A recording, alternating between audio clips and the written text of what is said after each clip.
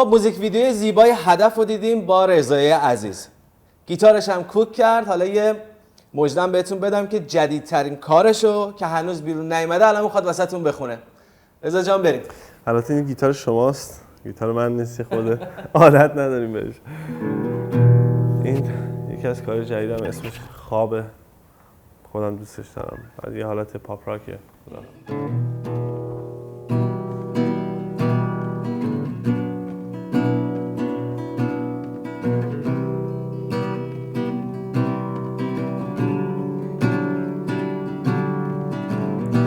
چه دیر فهمیدم که به هم حسی نداشتی،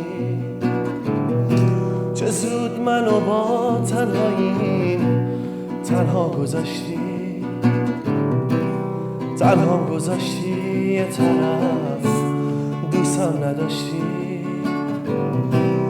تو از همون اولشم نقششو داشتی.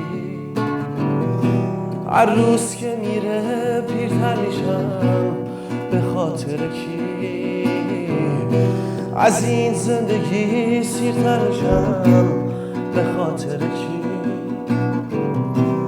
به خاطر کی تو آدم ها دیگه جایی ندارم.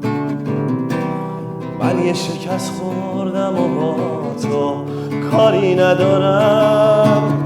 میرم از خواب تو میرم، شاید آروم نگیرم ولی عاشق میمیرم. میرم از خواب تو میرم، شاید آروم نگیرم ولی عاشق میمیرم. یه از این چیزیه دیگه. یه ذره خیلی خوب بود. چقدر با احساس. آقا این همه احساس اینجا، همه دارید اصلا گریه‌ش رو میگه چیه، کدوم بی احساس آهنگاش. واقعا عالی بود. مرسی. یه ذره میگم قلق این سازه دست. نه خب منم یهو خب شوک خیلی وقت سینایلون نمیزنم. زیر آوردم. تقصیر منم بود یه ذره. اینو امید ای خواسته بود که ماشاءالله امید ای هم چقدر سوال داره. به میشناسمش از فیسبوک. آره امید او ای. بله. آره زده که خیلی دوستت داره. از من تمام این کامنت ها و مسیج های خوشگلشون چک میکنم بچه‌ها رو.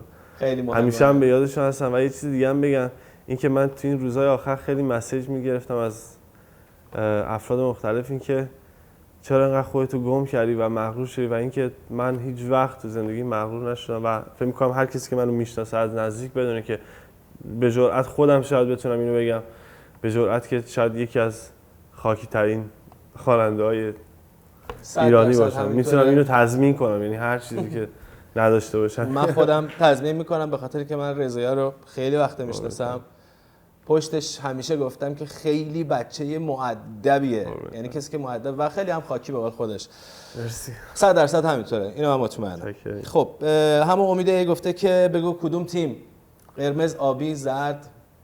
والا من خیلی فوتبالی نیستم، ولی خب بیشتر فوتبال ایران هم خیلی نگاه نمیکنم، ولی استقلال معمولا از قدیم. آره خود استقلال. آبی است. آره تو خارجی هم رئال مادرید.